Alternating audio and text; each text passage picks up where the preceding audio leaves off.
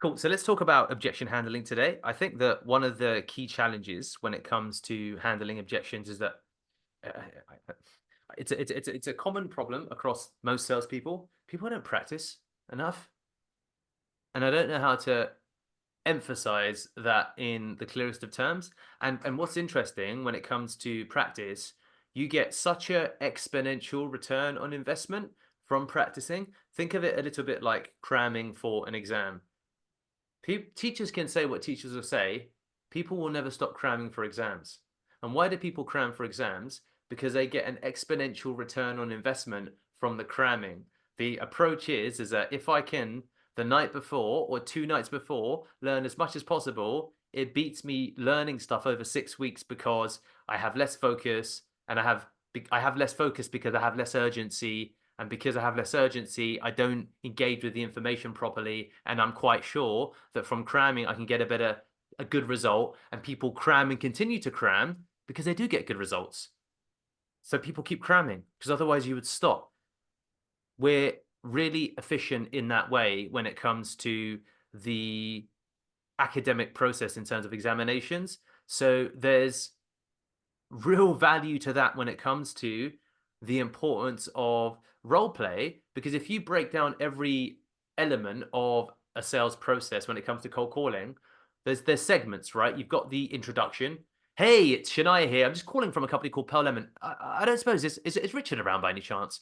Hey, is this Richard's associate? Amazing. Is this Richard by any chance? Oh, okay, no worries. Is he around? Hey, good afternoon.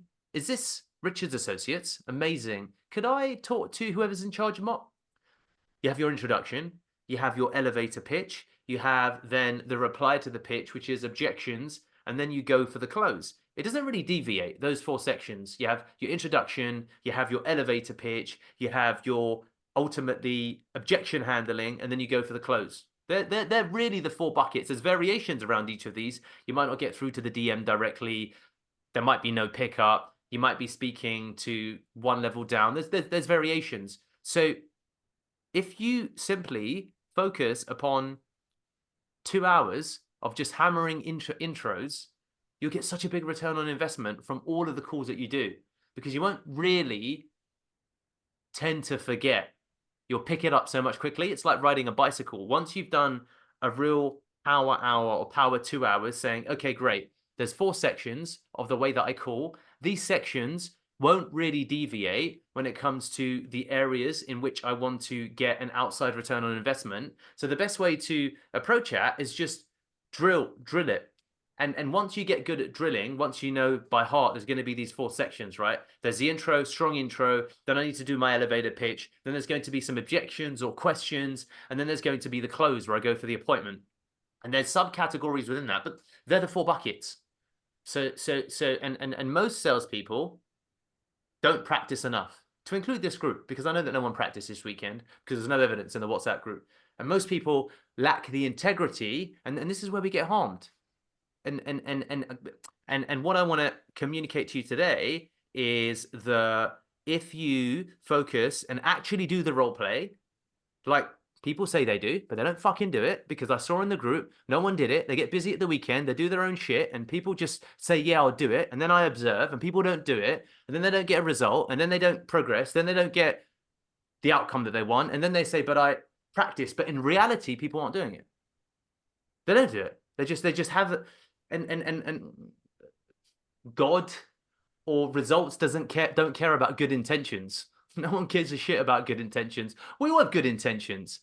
I'm sure we do. Everyone thinks they want to give the best. And I think that when it comes to the sales process, the biggest element I see is that people ultimately just rely upon on-the-job training, and then they miss their opportunities to become great because people are too lazy to do something as simple as spend a fucking day, spend a Saturday drilling those areas. It's one Saturday. But much like cramming for an exam, the return on investment that you get from one day of cramming is huge. And that can lead to a totally different trajectory in terms of sales. Because the difference between getting a really good appointment day 4 of your sales training, or it's all about the compression of time. It's how quickly can I aggressively learn the skills that I need to get the result that I want. And the real work is the sales calls. The rest of it is a bit fuzzy. So if you optimize that part there, and again, it's those four areas. You drill your introductions, you drill your pitch, you drill your objection handling, you drill your going for the appointment, you can get really, really good, or you can get quite good really quickly. And the way that you get quite good, and again, it's because most people don't fundamentally focus on that part of the practice. They focus on all of the stuff around it, getting to know salesmate, learning how to use fundamentally a dialer, optimizing a chat GPT based objection handle where it's like, guys, drill the script, know it, so it's and then practice it and then perfect it. And that process, it's not a long process. It's actually not a long process. There's four buckets, let's say. There's accounting, there's legal, there's digital, and maybe there's three buckets, right? It's 3 days. It's 3 days of drilling the script. And then this is the part that's interesting. You don't need you don't need sales, mate. You just need your mobile phone and say, you know what? I can call 5 guys and I can get 1 appointment. I don't need a dialer. The guys that win have that level of intent and approach with the work they do. And then there's everyone else. And then there's just everyone else who's, reliable. So I think that, and that's what was interesting to observe in the group, that when you were both speaking about how to handle no's, it was evident that you hadn't practiced handling any no's. And then that told me that, well, you're going to live and die by the work that you put in, because that's going to equate with the result that you want to get. And everyone's got different intentions here, right? You want to give Shania, you want to give Rian a great life, a life of abundance and wealth. And the whole classic, I want to go into a restaurant and not look at the right side of the menu, which is the price. I just want to look at the left side and order what I want. I don't want to have to think about budgets and all of this stuff. People, Aaron will say to me, I've got these grand ambitions, but then people don't want to put in the work. It's crazy to me. People are like, oh, what were you doing on Saturday? And they're like, oh, I was out with my son, my wife, my daughter, my wife. And I'm like, bro, that's why you're fucking broke. It is. It happens all the time. I see it. People talk about hard work, but then they're not prepared to work hard. Working hard is staying at home when it's not easy and doing the things that you need to do when it comes to the work that you do. And I don't get it. I don't get it. If I would want to go into anything that I do and I want to blow everyone away with my performance, I want to be so much better than everyone else that I set a new standard. And I don't want to be relying upon the information that I'm given. I want to rely upon my own ability. And that's where I talk about, again, most salespeople fail to practice the actual pitch enough. And I see sales guys with 10 years, 5 years, X years of experience, and they're just not good because they haven't intensely practiced the elements of the pitch that can make them ultimately excellent. In the same way that you get gym bros, you get runners, you get people that are so disciplined with the way that they follow programs, but yet when it comes to the work that you do, that you're paid for, that you want to progress in, people just get lazy. They get sloppy. And then they have this narrative that, yeah, I'm working hard. I turn up to work every day. I put the hours in. And that's something that I want you all to want for yourselves. And it was interesting this weekend to observe what was happening. And I saw you two don't want it enough. You're going to get mediocre results with the path that you're on right now. And that's not what I don't think that that's what you want. And I think that sometimes it's just about raising people's level of awareness, because you don't become great by turning up and doing your clock in, clock out. Greatness is by working on the hard stuff.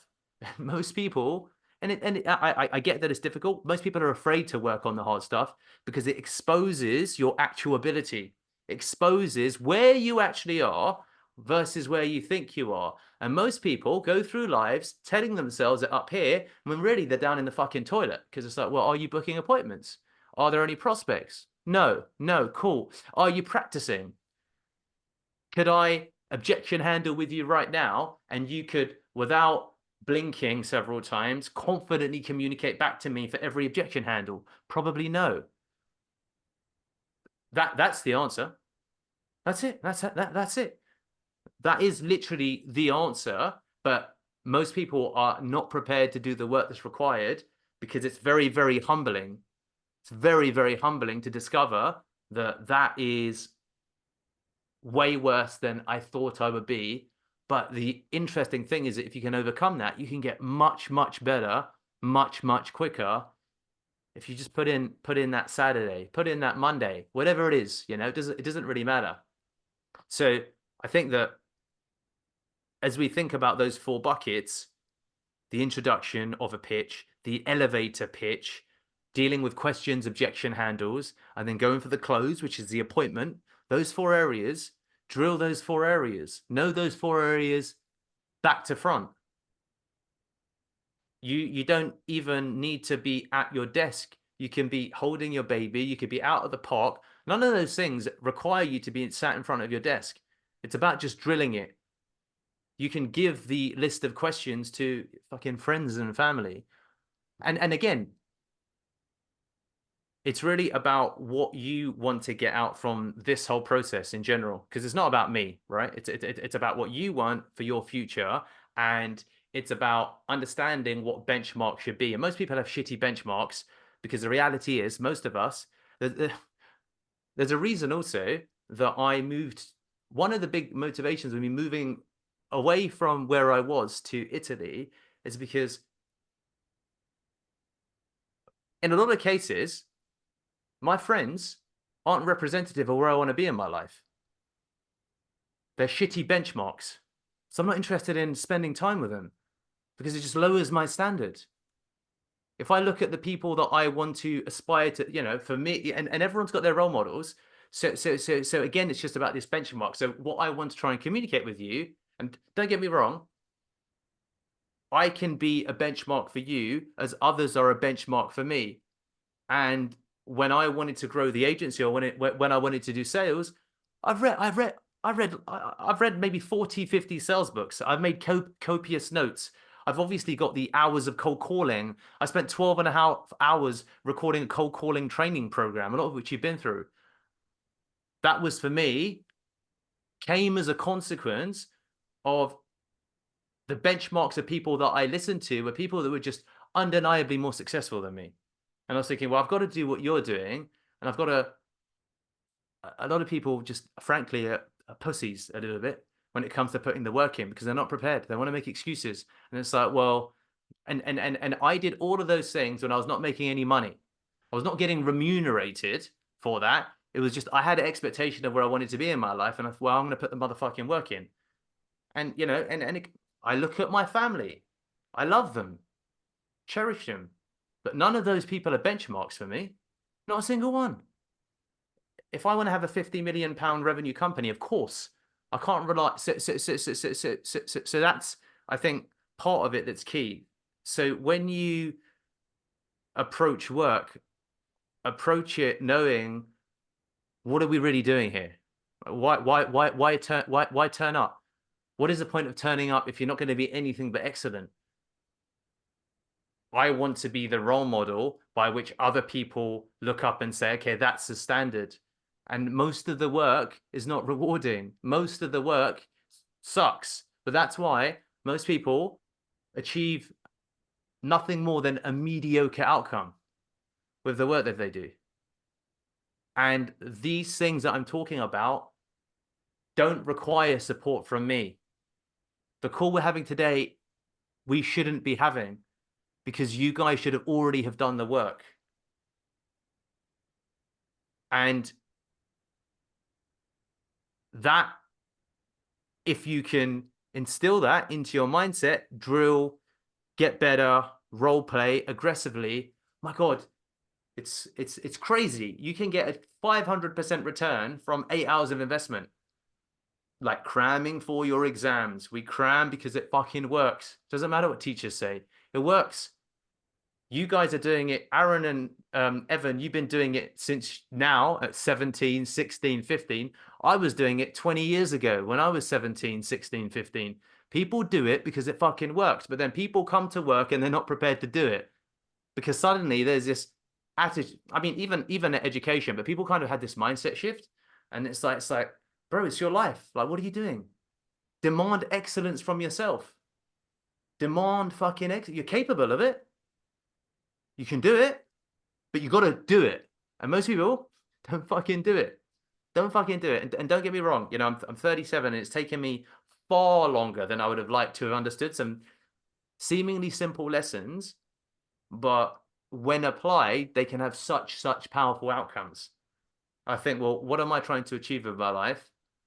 Where are the benchmarks? Are they around me? No, they're not. So I've got to be very mindful with who I listen to. I've got to be very mindful of what I do with my time. And whatever I do with my time, I want to be the best so fucking damn quickly. Or I want to at least have given my best so I can walk away satisfied. And again, doing that is difficult because it's fucking boring. But if you're not prepared to do the boring work, you're going to get often boring results. So that's really the message I want to leave you with. Drill. As a consequence of drilling, you'll get uncomfortable. You'll get to know your true level. You will stumble. You will flutter. It'll be far easier on the weekend to go out with your mates, to party, to do whatever the fuck you guys do with your time. Of course, of course. You will remain broke. For sure. You will. Like, because that's exactly what everyone else around you is doing. And all you need to do is say, how much money are you making? And how long have you been making it for? And that will be your answer. And you'll be like, is that what I want for my life? And if the answer is anything other than, yes, that is what I want for my life, then you should listen to what I'm telling you today.